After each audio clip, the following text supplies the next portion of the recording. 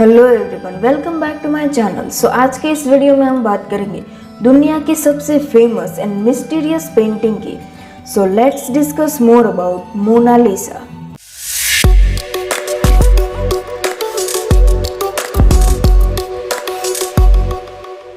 Mona Lisa एक half length portrait painting है जो Italian artist Leonardo da Vinci द्वारा बनाई गई थी। इसे इटालियन रेनेसांस का एक स्टैंडर्ड मास्टरपीस कंसीडर किया जाता है।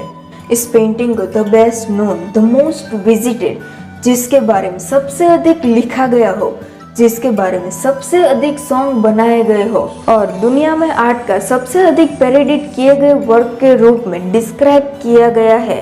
पेंटिंग की नोवेल क्वालिटीज में मॉडल के mysterious expressions, great of the composition, the narrow modelling of form और एटमॉस्फेरिक इल्यूजन शामिल है।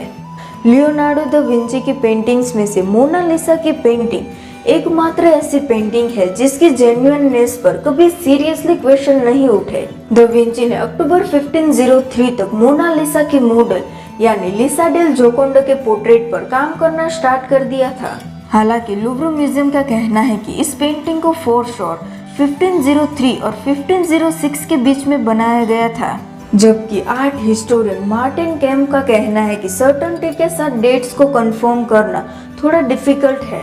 इटालियन आर्ट एक्सपर्ट एलेसेंड्रो वित्सोजी का मानना है कि ये पेंटिंग द विंची के आखिरी सालों की स्पेशलिटी है।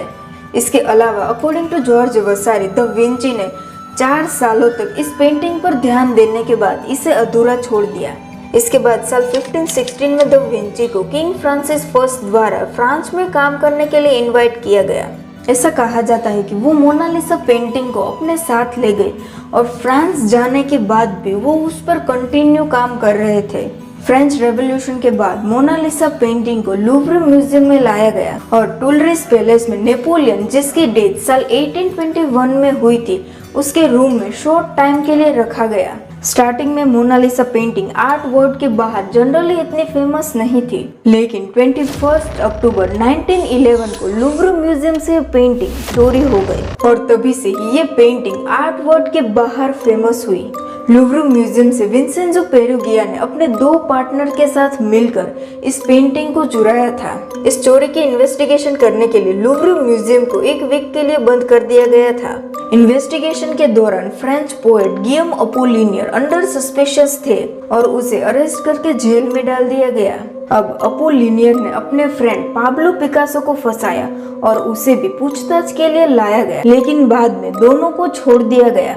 रियल कल्प्रिट यानी विंसेंजो पेरुगिया, जो लुव्र म्यूजियम में एम्प्लॉय था और जिसने मोनालिसा पेंटिंग के ग्लास केस को बनाने में मदद की थी, चोरी के दिन विंसेंजो वर्किंग आवर्स के दौरान बिल्डिंग में एंटर हुआ और पूरी रात म्यूजियम में छुपा रहा। अब सुबह होने से पहले उसने उस पेंटिंग को अपने कोट में छिपाया और बिल्डिंग के बाहर लाया और ऐसे ही इस चोरी को अंजाम दिया। चोरी के बाद विंसेंजो ने इस पेंटिंग को अपने अपार्टमेंट में रखा, लेकिन 2 साल बाद उसने इस पेंटिंग को बेचने का डिसाइड किया और वो जोवानी पोगी नाम के एक व्यक्ति के पास गया।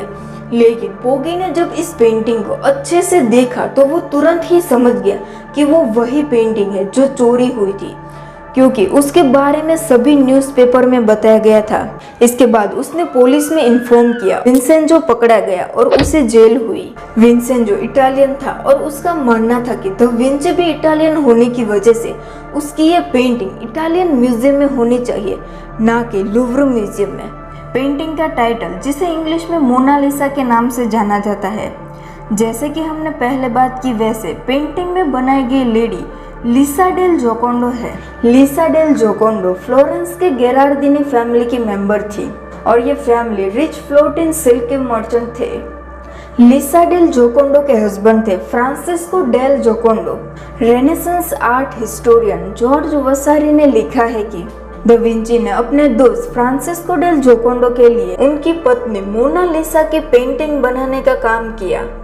इटली में मोनालिसा एक पोलाइट नाम है जिसका मीनिंग है मडोना लिसा, मीन्स मैडम लिसा।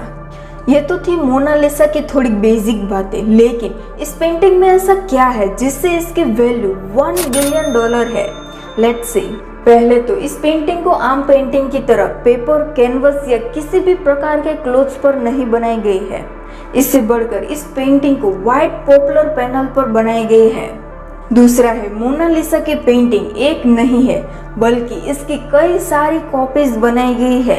अब आपको लगेगा कि उसमें क्या, वो तो कोई भी बनाने की कोशिश कर सकता है, लेकिन जब दा विंची ने मोनालिसा की पेंटिंग बनाई करीब करीब उसी समय एक और मोनालिसा की पेंटिंग बनाई गई थी। इसे टू मोनालिसा थियरी कहा जाता है, लेकिन ये बाकी थियरीज की तरह अफवाह नहीं है।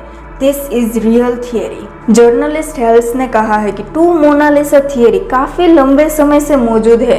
हेल्स, जिन्होंने कई सालों तक यानी 20 से 25 सालों तक मोनालिसा को स्टडी किया है, कुछ लोगों का कहना है कि ये स्केच इटालियन पेंटर रफेल ने बनाया था और कुछ historian, art expert and others का मानना है कि लियोनार्डो दा विंची ने ही इन दोनों को बनाया है। अब बात यह आती है कि इन दोनों में से ये स्केच किसने बनाया, दा विंची ने या रफेल ने, क्योंकि ये दोनों एक दूसरे से थोड़े अलग है क्योंकि ये स्केच में कॉलम बनाए गए हैं जबकि लूव्र म्यूजियम वाली पेंटिंग में कॉलम्स नहीं है। दूसरा, लूव्र म्यूजियम वाली मोनालिसा के कंपैरिजन में स्केच वाली मोनालिसा काफी यंग लग रही है। अगला है लूव्र म्यूजियम वाली पेंटिंग बाकी पेंटिंग्स की तुलना में काफी छोटी है। इसकी साइज 30 इंच ऊंची और 21 इंच चौड़ी है, लेकिन दूसरी मोनालिसा की पेंटिंग इस पेंटिंग की कंपैरिजन में 3.5 इंच ऊंची और 5 इंच चौड़ी है। अब इन दोनों पेंटिंग्स में सबसे बड़ा डिफरेंस है स्माइल। जो मिस्टीरियस स्माइल लूव्र म्यूजियम वाली मोनालिसा में है वो दूसरी मोनालिसा में नहीं देखी जा सकती। अब बात करते हैं इस पेंटिंग की सबसे बड़ी मिस्ट्री की, यानी मोनालिसा की स्माइल की। We all know that we have different smiles at different times in different occasions, motivated by different feelings and different thoughts. But what about Mona Lisa's smile? क्यों ये इतनी मिस्टीरियस है? Harvard university के professor Margaret Livingstone का कहना है कि painting में स्माइल तभी दिखाई देती है जब व्यूअर पेंटिंग के अदर पार्ट्स में देखते हैं। इसके अलावा प्रोफेसर मार्गरेट ने यह भी कहा है कि ह्यूमन आईज विजुअल इंफॉर्मेशन को प्रोसेस करती है, जिसकी वजह से जब हम मोनालिसा के फेस को देखते हैं तो स्माइल गायब हो जाती है।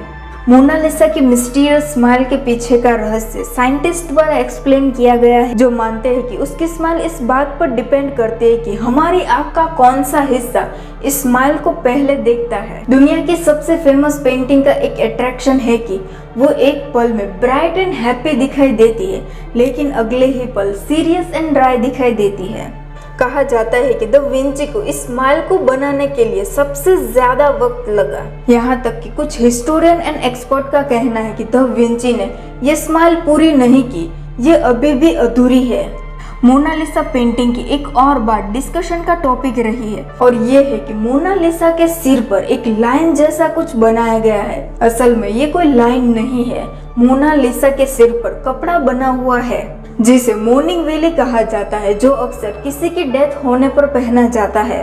कहा जाता है कि उस वक्त मोनालिसा की डॉटर की डेथ हुई थी। सो मोनालिसा की इस मिस्टीरियस स्माइल के साथ आज का ये वीडियो यहीं पर खत्म होता है। Thanks for joining me on this journey. Until next time, stay tuned and take care of yourself.